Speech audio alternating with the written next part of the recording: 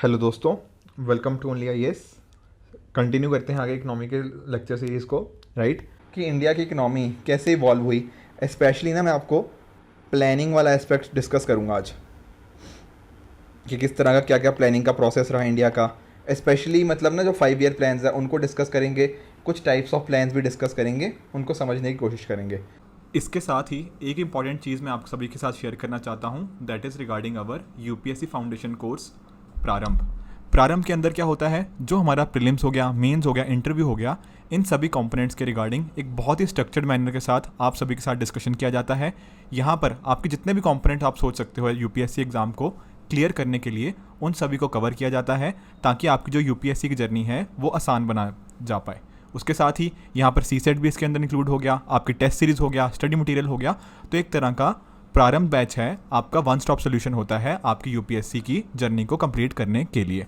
हमारा जो next batch है वो 15 अगस्त से स्टार्ट हो रहा है। तो कहीं ना कहीं अगर आप यूपीएससी के लिए बहुत ही डेडिकेटली प्रिपेयर करना चाहते हो, आप डेफिनेटली इस बैच को 15 अगस्त से ज्वाइन कर सकते हो।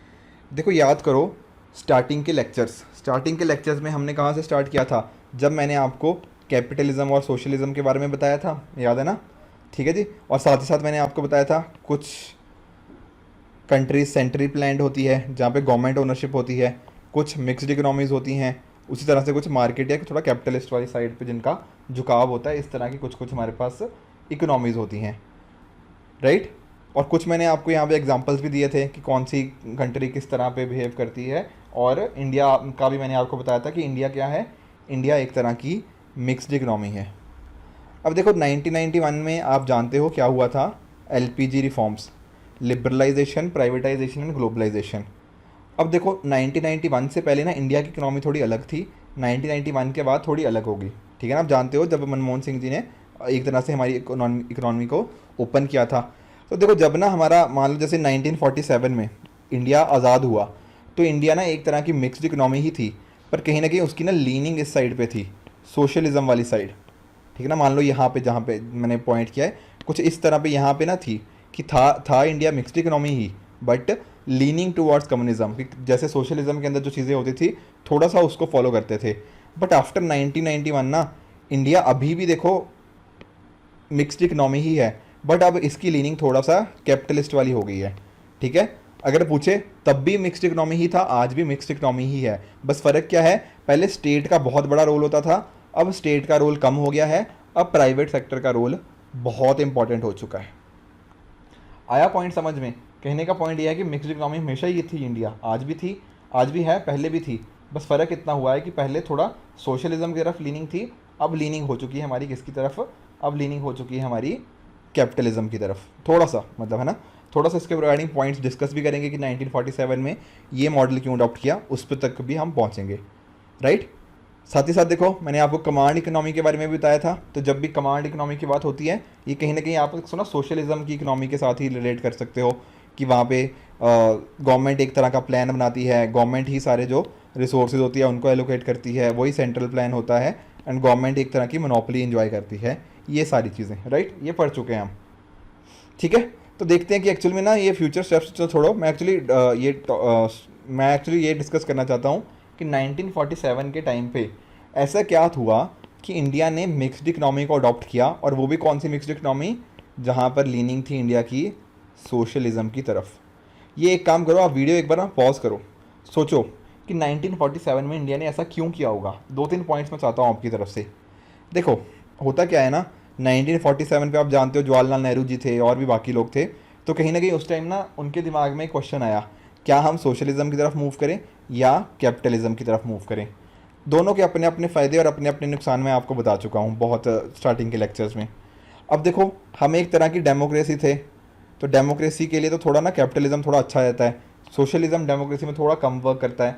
पर कहीं ना कहीं यहाँ पे हमें सवाल था कि दोनों में से चूज़ क्या करें। पर उस टाइम देखो इंडिया की सिचुएशंस क्या थी।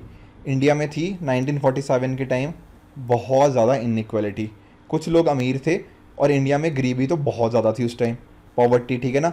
इलिटरेसी, लोगों के बीच में लिटरेसी रेट बहुत कम था, अराउंड 12-13% आई थिंक था, तो लिटरेसी रेट भी बहुत कम था।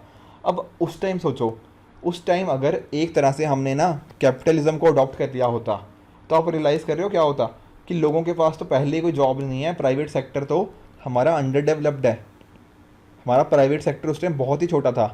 तो गवर्नमेंट को ही एक तरह का रोल प्ले करना था ना। देखो कैपिटलिज्म कब वर्क करता है, कैपिटलिज्म तब वर्क करता है जैसे यूएसए हो गया। अब यूएसए की इकोनॉमी अच्छी है, ऑलरेडी एडवांस्ड है, वहाँ लोग पढ़े लिखे हैं, प्राइवेट सेक्टर एक बहुत अच्छा स्ट्रॉन्ग है। पर क्या 1947 में इंडिया का ऐसा हाल था? नहीं, इंडिया का हाल इससे बिल्कुल उल्टा था। तो कहीं ना कहीं सोशलिज्म की तरफ लीनिंग हमारे लिए अच्छी थी। तो इस वजह से हमने क्या अडॉप्ट किया? मिक्स्ड इकोनॉमी को अडॉप्ट किया। पर रोल किसका ज़्यादा था? रोल स्टेट का ज़्यादा था, गवर्नमेंट का रोल बहुत ज़्यादा था, ठीक है ना। और साथ ही देखो स्टार्टिंग के हमने ईयर्स में ज़्यादा ग्रो नहीं कर पाए। हमने 1950 से लेके अप्रॉक्सीमेटली 1980-85 तक हमारी इकोनॉमी को ज़्यादा अच्छे से ग्रो नहीं करी। पर उसके बाद हमने थोड़ा सा कैपिटलिज्म की तरफ मूव ऑन करे हैं और हमारी इकोनॉमी अच्छे से ग्रो कर रही है। पर ऐसा नहीं है कि देखो यहाँ पर अगर आप बोलो कि यहाँ पर हमें कैपिटलिज्म की तरफ चले जाते तो बेहतर रहता, नहीं। यहाँ पर उस टाइम के सिचुएशंस ही ऐसी थी, जैसे कि इनइक्वालिटी, पॉवर्टी, इलिटरेसी, इसने हमें प्रिवेंट किया कि हम कैपिटलिज्म की तरफ मूव करें। तब स्टेट को ही रोल प्ले करना था, गवर्नमेंट को ही अच्छा रोल प्ले करना था, क्योंकि प्राइवेट सेक्टर उस टाइम अंडर डेवलप्ड था। इसके अलावा भी ना देखो, आप जब भी अपने आंसर्स लिखो, मान लो कि आपसे यही क्वेश्चन पूछ लिया कि क्या रीजंस ऐसे रहे होंगे कि इंडिया ने एक तरह से मिक्स्ड इकोनॉमी को अडॉप्ट किया विद लीनिंग्स टुवर्ड सोशलिज्म, तो उसके रीज़न आप ना फर्दर बाइफरकेट कर सकते हो। जैसे कि आप देखो कि कुछ डोमेस्टिक फैक्टर्स रहे होंगे इंडिया के विद इन, कुछ इंटरनेशनल फैक्टर्स रहे होंगे, मतलब जो बाकी जगह पे इम्पैक्ट कर रहे होंगे। जैसे एग्जांपल बताता हूँ, देखो आपने अगर मॉडर्न हिस्ट्री पढ़ी है तो आप अच्छे से कर पाओगे, अदरवाइज आप मॉडर्न हिस्ट्री में सारी चीज़ें पढ़ोगे। जैसे फॉर एग्जांपल आप जानते हो कि 1947 से कुछ साल पहले, अराउंड 8-9 साल पहले ना, एक नेशनल प्लानिंग कमेटी बनी थी। तो इनका फोकस जवाहरलाल नेहरू हो गए, सुभाष चंद्र बोस हो गए, या और भी जो लोग यहाँ पे आपको दिख रहे हैं, इन सभी का प्लान कहीं ना कहीं यही था कि हमारी प्लानिंग होनी चाहिए, सेंट्रलाइज प्लानिंग, गवर्नमेंट को अच्छा रोल प्ले करना चाहिए। तो बिफोर इंडिपेंडेंस यानी कि 1947 से पहले ही हमने कुछ इस तरह के स्टेप्स ले लिए थे जो दिखाते थे कि कहीं ना कहीं इंडिया का किस तरफ को झुकाव होने वाला है। बॉम्बे प्लान में भी यही डिस्कस हुआ था, अभी डिस्कस भी करेंगे कल हम बॉम्बे प्लान के बारे में कि ये क्या एग्जैक्टली प्लान है। उसी तरह से इंडिया में देखो लेफ्ट विंग पार्टीज़ का बहुत राइज था, ठीक है ना। तो मतलब जैसे आप मॉडर्न हिस्ट्री में पढ़ते हो तो आप देखो कि 1910 या 1915 के बाद बहुत सारी लेफ्ट विंग पार्टीज़ इंडिया में उनका बहुत बोलबाला होने लग जाता है एक तरह से। तो बहुत सारी पार्टीज़ हो जाती हैं, तो कहीं ना कहीं उस वजह से भी सारे मतलब एक तरह ना डोमेस्टिकली हमारा ये इम्पैक्ट पड़ जाता है कि हमें इसी की तरफ मूव ऑन कर रहे हैं। पर सिर्फ ना हम डोमेस्टिक फैक्टर्स के बेसिस पे हमने ये डिसाइड नहीं किया कि हम ये कर लेंगे।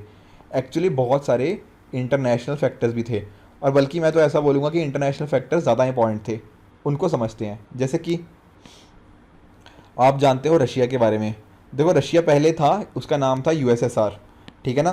तो यूएसएसआर उसका पहले नाम था, जो कि पूरा उसमें डिफरेंट डिफरेंट कंट्रीज आती थी, बहुत बड़ा था, ठीक है। तो 1917 में क्या होता है, 1917 में होती है रशियन रेवोल्यूशन, ठीक है। ये फ़ोटो में लेनिन है, ठीक है। अगर आपने देखो रशियन रेवोल्यूशन पढ़ रखी है तो उसमें होता पता क्या है कि इनकी जीत हो जाती है, लेनिन और जो इसके साथ वाले लोग होते हैं। तो इसके बाद एक बार यूएसएसआर में क्या आ जाता है, सोशलिज्म। 1917 में जब रशियन रेवोल्यूशन हुआ ना, उसके बाद एक तरह का सोशलिज्म हमें देखने को मिलता है रशिया के अंदर, मतलब यूएसएसआर के अंदर।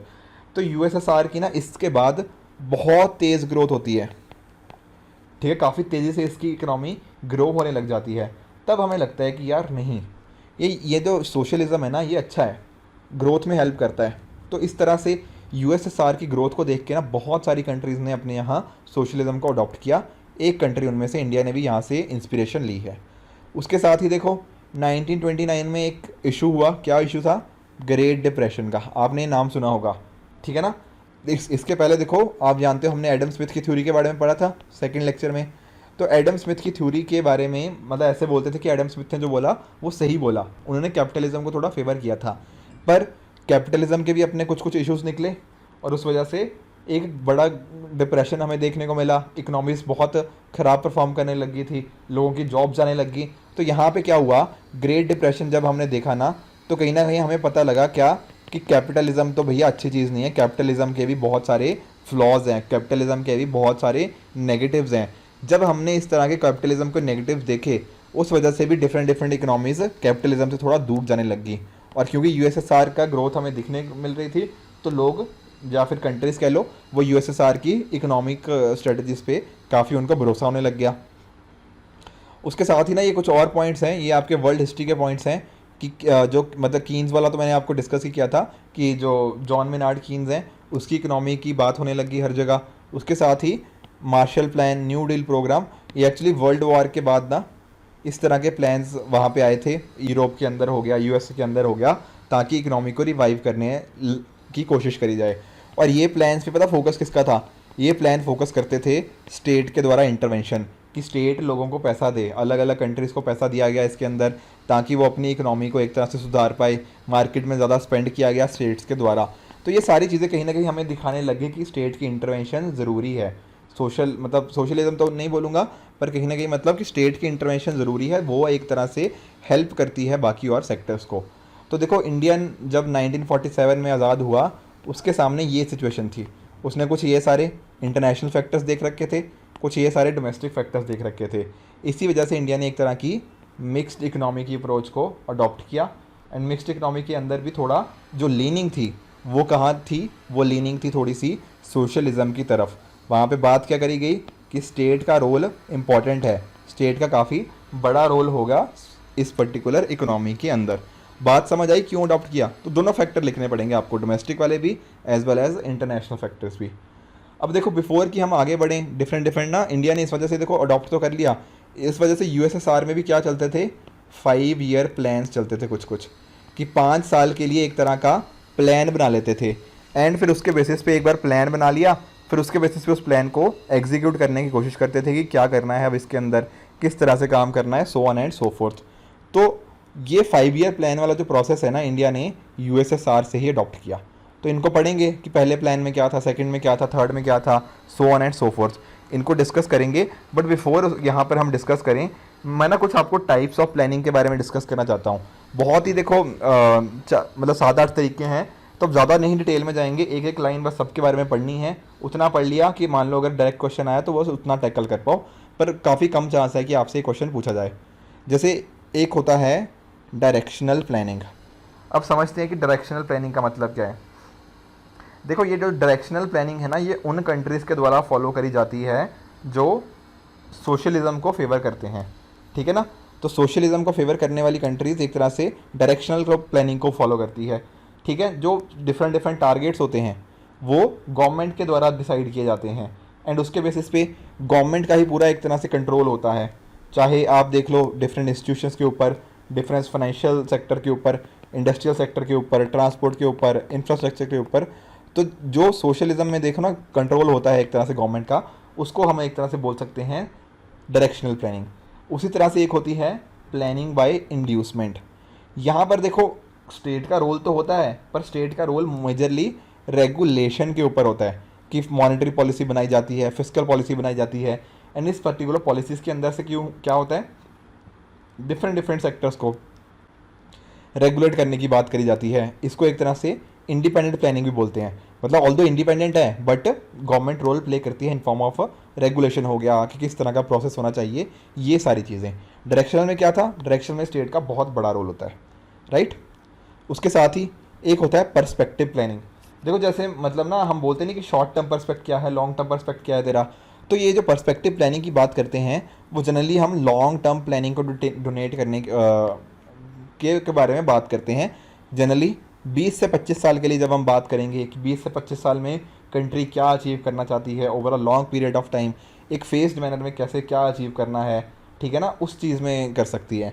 तो एक बड़ा प्लान बना लिया मान लो 20 से 25 साल का, फिर इसके अंदर कुछ सब प्लान्स बना लिए कि मान लो 3 साल के अंदर ये अचीव करना है, 5 साल के अंदर ये अचीव करना है, 10 साल के अंदर ये करना है। तो पर्सपेक्टिव प्लानिंग की जब भी बात होगी एक तरह की लॉन्ग टर्म प्लानिंग की बात होगी। उसके साथ ही एक होता है इंडिकेटिव प्लानिंग। अब इंडिकेटिव प्लानिंग ना एक तरह के डिसेंट्रलाइज्ड प्रिंसिपल्स के ऊपर वर्क करता है। मतलब कि यहाँ पर जो लोग होते हैं, ठीक है ना, जो हमारे एक तरह के जो लोग होते हैं उनके ऊपर ध्यान दिया जाता है कि किस तरह से उनको इन्वॉल्व किया जाए लोगों को, ठीक है। थोड़ा सा एक डिसेंट्रलाइज्ड प्लानिंग भी होती है, वो भी सिमिलर ही चीज़ है। पर यहाँ पे क्या होता है कि यहाँ पे जो पब्लिक सेक्टर है, पब्लिक सेक्टर को कुछ टारगेट दिए जाते हैं, वो मैंडेटरी फॉलो करने होते हैं, पर प्राइवेट सेक्टर वाले एक तरह से उनको इंडिकेशन दिया जाता है कि आप ये सारी चीज़ें कर सकते हो। वो करना नहीं करना प्राइवेट सेक्टर के ऊपर है, right. Don't need to go into too much depth कि अच्छा ये भी पढ़ें वो भी पढ़ें, बस इतना एक एक लाइन पढ़ लो, अगर आया तो बस इतने से हो जाएगा। उसी तरह से एक होता है क्या, इम्पेरेटिव प्लानिंग। अब यहाँ पर क्या होता है कि गवर्नमेंट जो होती है वो डायरेक्ट करती है और कंट्रोल करती है, ठीक है, और कोशिश करती है कि उसको एक तरह से हाई एफिशिएंसी में लाने की बात करी जाए। देखो कुछ हद तक ना चाइना के साथ आप लिंक कर सकते हो। आप सोच रहे होंगे कि सर इस तरह का तो पहले भी पढ़ा था। देखो जो पहले हमने पढ़ा वो था डायरेक्शनल प्लानिंग, वहाँ गवर्नमेंट का बहुत ज़्यादा कंट्रोल था। यहाँ पर भी कंट्रोल है गवर्नमेंट का, ठीक है, पर गवर्नमेंट क्या एक्सपेक्ट करती है कि जो डिफरेंट डिफरेंट मार्केट प्लेयर्स हैं ना, वो मार्केट प्लेयर्स एग्जिस्ट करें, पर इनको वो एक तरह से बताते हैं कि आपको ये चीज़ करनी चाहिए, ठीक है। उसी तरह से एक होता है क्या, डेमोक्रेटिक प्लानिंग। यहाँ पे डेमोक्रेसी देखो आप जानते हो कि लोगों को इन्वॉल्व करना, तो यहाँ पे लोग इन्वॉल्व होते हैं और इसका फोकस क्या रहता है कि किस तरह के लोगों की जो इनइक्वालिटी है, जो पॉवर्टी है, उसको एक तरह से इरेडिकेट किया जाए, ठीक है जी। मुझे पता है कि काफ़ी हद तक प्लानिंग ना सिमिलर है सारी की सारी, आप बोलोगे कि अच्छा यहाँ पर भी लोगों को इन्वॉल्व है, बट थोड़ा थोड़ा सा माइनर सा डिफरेंस है, हम उतना डिटेल में नहीं जाएंगे। फिक्स्ड प्लानिंग, फिक्स्ड प्लानिंग एक फिक्स्ड पीरियड के लिए बना ली जाती है कि कुछ भी टाइम हो सकता है, 2 साल हो गया, 5 साल हो गया, वट। इंडिया के अंदर जैसे यूएसएसआर ने क्या किया था, 5 ईयर प्लान बनाए, उसी तरह से इंडिया ने भी यही किया, 5 ईयर प्लान बनाए। उसी तरह से एक होता है सेंट्रलाइज प्लानिंग। सेंट्रलाइज प्लानिंग के अंदर मतलब एक सेंट्रल अथॉरिटी होती है, जैसे मान लो सेंट्रल गवर्नमेंट, तो सेंट्रल गवर्नमेंट सब कुछ बताएगी, कितना टारगेट इंडस्ट्रीज़ को करना चाहिए, क्या उसको कैसे मीट करना है, क्या प्रायोरिटीज़ है हमारी इंडस्ट्री की, इकोनॉमी की क्या प्रायोरिटीज़ हैं, ये सारे के सारे सेंट्रलाइज प्लानिंग में एक पर्टिकुलर सेंट्रल अथॉरिटी तय करती है। उसके साथ ही एक होता है डिसेंट्रलाइज प्लानिंग। यहाँ पर जो प्लान्स हैं वो ग्रास रूट लेवल पे एग्जीक्यूट किए जाते हैं, काफ़ी हद तक सिमिलर हैं जो हमने पहले पढ़ा डेमोक्रेटिक के साथ ही, ठीक है ना, तो ज़्यादा फर्क नहीं है। एक तरह से यहाँ पे क्या है, प्लान सेंट्रल अथॉरिटी के द्वारा ही बनाया जाता है, पर यहाँ पे डिस्कशन किया जाता है वेरियस एडमिनिस्ट्रेटिव यूनिट्स, जैसे मान लो स्टेट के ऊपर, डिस्ट्रिक्ट लेवल के ऊपर, इन सभी के साथ डिस्कशन किया जाता है, जो भी इंपॉर्टेंट स्टेक होल्डर्स होते हैं, एंड उसके बेसिस पे फिर डिसीजन लिया जाता है, ठीक है। आई नो थोड़ा सिमिलरिटी है काफ़ी सारी चीज़ों में, बट हमें उतना डिटेल जाने की ज़रूरत नहीं है, बस इतना पढ़ लो कि अगर एक पर्टिकुलर प्लानिंग का मतलब पूछ लिया जाए तो आप उसको टैकल कर पाओ, राइट। अब थोड़ा सा बात कर लेते हैं जो 5 ईयर प्लान्स हमें देखने को मिले, उनके अंदर क्या क्या डिस्कशन हुआ। देखो पहला प्लान जो हमारा आया वो एक एक बार ना हम इंडिपेंडेंस तो चलो 1947 में हो गई थी, उसके कुछ साल बाद हमने 1951 से लेके 56 तक ये 5 साल का पहला प्लान बनाया। अब इस प्लान को ना हम हेरोड-डोमार मॉडल्स के नाम से भी जानते हैं। इस मॉडल का मतलब ना आपसे पूछ सकते हैं कि पहले 5 ईयर प्लान को क्या नाम से जाना जाता है, तो आपको पता होना चाहिए। तो हेरोड-डोमार मॉडल के अंदर पता क्या होता है कि बोला जाता है कि आप अपनी सेविंग्स को बढ़ाइए, और अगर सेविंग्स बढ़ेंगी तो अकॉर्डिंगली इन्वेस्टमेंट बढ़ेगी, इन्वेस्टमेंट से एक तरह से बड़ा कैपिटल स्टॉक आएगा, उससे आउटपुट बनेगा, उससे इनकम बनेगी। तो एक तरह का ना ये साइकिल बनाने की कोशिश करी गई है कि अगर हमने इकोनॉमी को ग्रो करना है, इकोनॉमी को ग्रो करने का तरीका क्या होना चाहिए, ज़्यादा लोग सेविंग करें, उससे इन्वेस्टमेंट हो, एंड अकॉर्डिंगली फिर पूरा आउटपुट हमारा जीडीपी बढ़ता रहे, इनकम बढ़ती रहे, so on and so fourth. ये ऑब्जेक्टिव था हेरोड-डोमार मॉडल का। उसके साथ ही एक चीज़ ध्यान क्या रखनी है, यहाँ फोकस था एग्रीकल्चर के ऊपर। देखो इस तरह के क्वेश्चन ना अब तो नहीं पूछे जाते, पर 2-4 साल पहले पूछे जाते थे कि पहले 5 ईयर प्लान का फोकस किसके ऊपर था, ठीक है। तो पता होना चाहिए कि यहाँ पे फोकस किसके ऊपर था, एग्रीकल्चर के ऊपर, कि एग्रीकल्चर को हमें ग्रो करवाना है। उसके साथ ही इरिगेशन हो गया, प्राइस स्टेबिलिटी, पावर, ये तो चलो पॉइंट साथ में है, but agriculture is the most important aspect यहाँ पे, कि फोकस एग्रीकल्चर की ग्रोथ पे होना चाहिए। और यहाँ पे देखो ये काफ़ी हद तक सक्सेसफुल प्लान था। हमने सोचा था कि ग्रोथ 2.1% से ज़्यादा होनी चाहिए, और हमने इसमें 3.6% ग्रोथ को अचीव करा, तो कहीं ना कहीं अच्छा ये सक्सेसफुल प्लान था। और देखो हम बात किसकी कर रहे हैं, हम बात कर रहे हैं एक तरह का, यहाँ पे गवर्नमेंट का ना कंट्रोल ज़्यादा है, हर चीज़ गवर्नमेंट कहीं ना कहीं कर रही है, तो इस वजह से पब्लिक सेक्टर अंडरटेकिंग्स के ऊपर काफ़ी ज़्यादा फोकस किया गया, ठीक है। तो इतना इतना बस एक एक पेज पढ़ लेंगे सारे 5 ईयर प्लान्स के बारे में, उससे ज़्यादा डेप्थ में जाने की ज़रूरत नहीं है। उसी तरह से देखो एक इंपॉर्टेंट प्लान था, that is second 5 year plan, और इसमें जैसे पहले 5 ईयर प्लान को क्या बोलते थे, हेरोड-डोमार मॉडल, उसी तरह से सेकेंड 5 ईयर प्लान को क्या बोलते हैं, नेहरू महालनोबिस प्लान। ये उसके 5 साल बाद आया, मतलब जैसे 1951 से 56 था पहला प्लान, फिर 56 से लेके 61 तक हुआ दूसरा 5 ईयर प्लान, ठीक है जी। तो यहाँ पे देखो फोकस किसके ऊपर था, यहाँ फोकस था rapid industrialisation, heavy and basic industries. तो पहले में फोकस था एग्रीकल्चर के ऊपर, सेकंड 5 ईयर प्लान में फोकस आ गया हमारा heavy industries, basic industries, rapid industrialisation. देखो फोकस यही था कि इंडस्ट्रीज़ कहीं ना कहीं खुलेंगी, लोगों को रोज़गार मिलेगा, लोगों को एम्प्लॉयमेंट मिलेगी, अकॉर्डिंगली उसकी पावर्टी के ऊपर आ सकते हैं, ठीक है ना, पावर्टी को एलिमिनेट किया जा सकता है, so on and so fourth. साथ ही साथ इम्पोर्ट सब्सटीट्यूशन के ऊपर फोकस रहा, ठीक है ना, कि जो फालतू की चीज़ें नहीं हैं तो वो बाहर से ना मंगाई जाए, अपने यहाँ पे प्रोडक्शन करी जाए उन चीज़ों की। और कहीं ना देखो यहाँ पे इंडिया ने इकोनॉमी को अपनी ना दूसरे कंट्रीज़ के साथ थोड़ा सा कम कर लिया था। जैसे आप जानते हो कि आजकल तो ट्रेडिंग बहुत ज़्यादा हो रही है, इंडिया का सामान बाहर जा रहा है, बाहर का सामान इंडिया में आ रहा है। उस टाइम पे थोड़ा बाहर के सामान से ना इंडिया डरता था, और ऐसा कह लो, ठीक है, इनवर्ड लुकिंग हो गए थे थोड़ा सा। इनवर्ड लुकिंग मतलब अपनी इकोनॉमी के अंदर ही ज़्यादा चीज़ें होती थी, ऐसा नहीं था कि यूएस के साथ बहुत कुछ ट्रेडिंग चल रही है, so on and so fourth. तो एक तरह का आपस में ही इंडिया विद इन इंडिया ही सारी चीज़ें खरीदी बेची जा रही थी, ये सारी चीज़ें यहाँ पे हो रही थी। तो इस वजह से क्या हो गया, ये इनवर्ड लुकिंग मॉडल। उसी के साथ साथ प्रोटेक्शनिज्म भी देखो इसी को बोलते हैं, कि अगर हम ना बाकी कंट्रीज़ का जो ट्रेड है उसको थोड़ा रिस्ट्रिक्ट करें तो वो प्रोटेक्शनिज्म की पॉलिसी आ जाती है। और कहीं ना कहीं देखो, जब बाहर से कंपनीज ही नहीं आ रही, समझ रहे हो, जैसे मान लो कि कोई वॉच बनानी है, अब वॉच बनाने के लिए एक इंडिया की कंपनी हो सकती है और एक बाहर की कंपनी, पर हमने क्या किया, हमने बाहर की कंपनीज़ को एक तरह से रिस्ट्रिक्ट कर दिया। जब इस तरह की रिस्ट्रिक्शन लेके आगे तो कहीं ना कहीं क्या हुआ, हमारी जो इंडियन कंपनीज थी उनको एक कंपटीशन फ्री एनवायरनमेंट मिला, यानी कि उनको ज़्यादा compete नहीं करना पड़ा दूसरी पर्टिकुलर बड़ी बड़ी इंडस्ट्रीज़ के साथ, तो बिना कंपटीशन के वो ग्रो करते रहे। और यहाँ पे इसका देखो नेगेटिव भी आपको देखने को मिलेगा, जब कंपटीशन नहीं होता ना तो वहाँ पे इनोवेशन भी नहीं आता। अब ये सोचेंगे कि अच्छा कोई कंपटीशन तो है नहीं, जैसे सोचो अगर आप compete ना कर रहे होते आईएएस बनने के लिए कहीं ना कहीं, तो फिर हर चीज़ आप ना लिथार्जिक हो जाते, आप कुछ नया करना करते, आप आंसर राइटिंग नहीं करोगे, so on and so fourth. उसी तरह से जब कंपनीज़ को एक तरह का इन कंपटीशन फ्री एनवायरनमेंट मिलता है तो उनके इनोवेशन की पावर थोड़ी कम हो जाती है। बात करें कि ये पर्टिकुलर 5 ईयर प्लान में कैसा परफॉर्म किया, यहाँ पे टारगेट ग्रोथ थी हमारी 4.5%, अप्रॉक्सीमेटली उसके आसपास रहे, ठीक है, पूरा तो नहीं अचीव कर पाए पर नियरली हमने उसको अचीव कर लिया।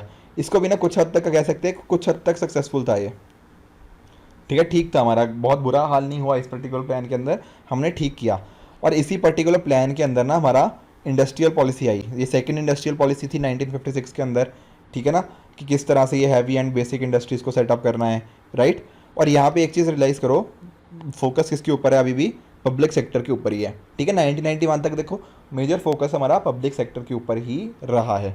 और यहाँ पे देखो थोड़ा सा क्रिटिसाइज़ किया जाता है क्योंकि बीच में एक बार क्या हुआ था कि थोड़ा पेमेंट क्राइसिस इंडिया को फेस करना पड़ा था, ठीक है। तो ये सारा था रिगार्डिंग सेकंड 5 ईयर प्लान। एक और चीज़ मैं आपको बताऊं, देखो नेहरू तो चलो आप समझ गए, पंडित जवाहरलाल नेहरू की बात हो रही है, एक थे पीसी महालानोबिस, ठीक है ना, पीसी महालानोबिस जी थे, ये एक्चुअली में ना हमारे जो फादर ऑफ इंडियन स्टैटिक्स भी इनको बोला जाता है। तो स्टैटिक्स की दुनिया में बहुत ही बड़ा नाम है ये पीसी महालानोबिस जी, ठीक है। इसके साथ ही साथ इन्होंने जो इंडियन स्टैटिस्टिकल इंस्टीट्यूट है आईएसआई करके, ठीक है, वहाँ पर भी इन्होंने इंपॉर्टेंट रोल प्ले किया था, इसके अंदर भी। तो स्टैटिक्स की दुनिया में इनका बहुत बड़ा नाम है, तो इन्होंने ही मतलब एक तरह से कह सकते हो कि नेहरू जी के साथ मिलके जो हमारा बेसिक और हैवी इंडस्ट्री थी उनके काम किया।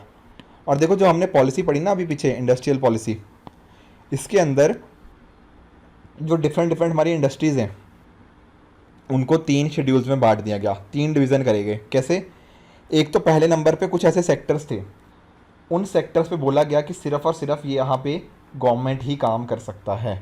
जैसे कि फॉर एग्जांपल मैं आपको समझाता हूँ, आर्म्स बनाने, ठीक है, एटॉमिक एनर्जी हो गया, रेलवेज़ हो गया, ठीक है, एमुनेशन हो गया, डिफेंस के रिलेटेड कुछ कुछ चीज़ें थी, ये सारी की सारी चीज़ें ऐसा बोले गई उस टाइम पे कि ये काम सिर्फ़ और सिर्फ गवर्नमेंट ही कर सकती है। ऑब्वियसली बाद में इसमें से काफ़ी सारी चीज़ें हटा दी गई, पर जब ये पॉलिसी बनी थी ना तो डिफरेंट ऐसी चीज़ें रखी गई कि वो सिर्फ गवर्नमेंट ही कर सकती है। अगर आपको ये एटॉमिक एनर्जी में काम करना है, रेलवेज़ मतलब रेलवे अपनी चलानी है, तो आप यही काम नहीं कर सकते, ये काम सिर्फ और सिर्फ गवर्नमेंट ही कर सकती है। उसी तरह से कुछ ऐसी इंडस्ट्रीज़ हमें थी जहाँ पर गवर्नमेंट एक बड़ा रोल प्ले करेगी और प्राइवेट सेक्टर उनको हेल्प कर सकती है। समझो पहले में क्या था, पहले में गवर्नमेंट ही पूरा का पूरा काम करेगी, रेलवे चलानी है तो सिर्फ और सिर्फ गवर्नमेंट, एटॉमिक एनर्जी का कोई प्रोजेक्ट करना है तो सिर्फ और सिर्फ गवर्नमेंट कर सकती है। पर सेकंड शेड्यूल के अंदर वो इंडस्ट्रीज़ को रखा गया जो मेजर काम गवर्नमेंट का था, बट वहाँ पर सप्लीमेंट कर सकती है प्राइवेट कंपनी। जैसे मान लो कुछ हमने बैंक्स खोले, अब बैंक खोलने के टाइम क्या होगा, मेजर रोल किसका होगा? हमारे पब्लिक सेक्टर बैंक्स का ही, वहाँ गवर्नमेंट का ही मेजर रोल है, बट कुछ important role private sector play कर सकता है। उसके साथ ही इंश्योरेंस, मेजर रोल किसका है? गवर्नमेंट का, पर प्राइवेट सेक्टर वहाँ पे कॉम्प्लीमेंट कर सकता है, सप्लीमेंट कर सकता है उनके एफर्ट्स को। उसी तरह से हमारे पास तीसरा शेड्यूल था। तीसरे शेड्यूल में क्या था? जहाँ पर मेजर रोल प्राइवेट सेक्टर को प्ले करना था, जैसे कि फॉर एग्जांपल कंज्यूमर गुड्स, ठीक है। हालांकि यहाँ पे भी कुछ जगह ना गवर्नमेंट का रोल था, पर कहीं ना कहीं यहाँ पे प्राइवेट सेक्टर को भी एक अच्छा रोल प्ले कर सकता, प्ले मतलब ये सेक्टर्स मतलब कहीं ना कहीं प्राइवेट सेक्टर के लिए ओपन थे, जहाँ पर उनका एक की रोल बनाना था। जैसे कि मान लो कि वॉचेज़ बनानी है, अब वॉचेज़ उस टाइम देखो मतलब आती थी, गवर्नमेंट की भी आती थी, पर कहीं ना कहीं एक्सपेक्टेड ये था कि प्राइवेट सेक्टर इनमें एक अच्छा रोल प्ले कर सकता है। तो ये सारे 3 शेड्यूल्स थे जो हमें सेकेंड ईयर 5 ईयर प्लान के अंदर देखने को मिले थे, ठीक है। कुछ हद तक सक्सेसफुल कह सकते हैं इसको, ठीक है। पहला प्लान डेफिनेटली सक्सेसफुल था, फर्स्ट 5 ईयर प्लान, सेकंड भी ठीक ठाक सक्सेसफुल रहा, पर इशू आया हमारा थर्ड 5 ईयर प्लान में। अब ये थर्ड 5 ईयर प्लान कब से कब तक था? 61 से लेके 66 तक, ठीक है जी। अब इसमें आप देखो, एक चीज़ रियलाइज़ करो, 61 से 66 में क्या क्या हुआ।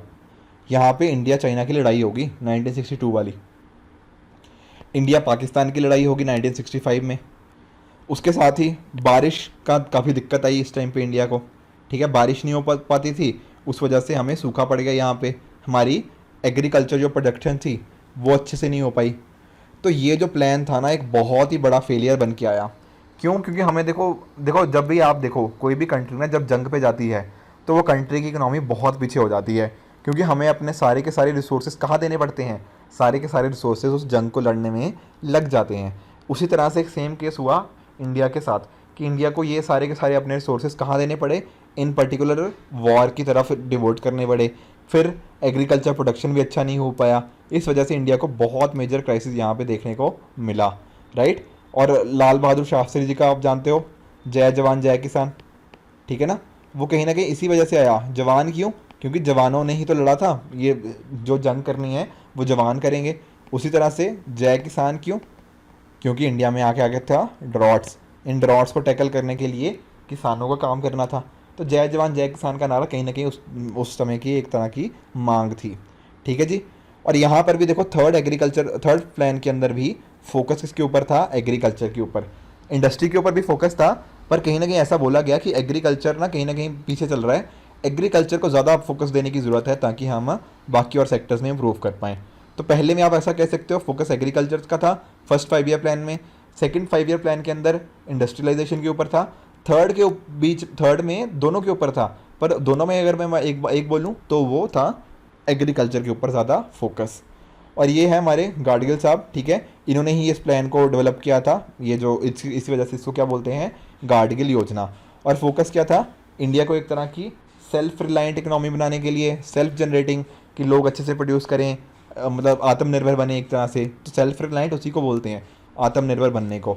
तो आप देख सकते हो कि फेलियर क्यों है, मतलब ठीक है ना, रीज़न तो हमें समझ आ गई, ये वॉर वगैरह हो गया, ड्रॉट वगैरह।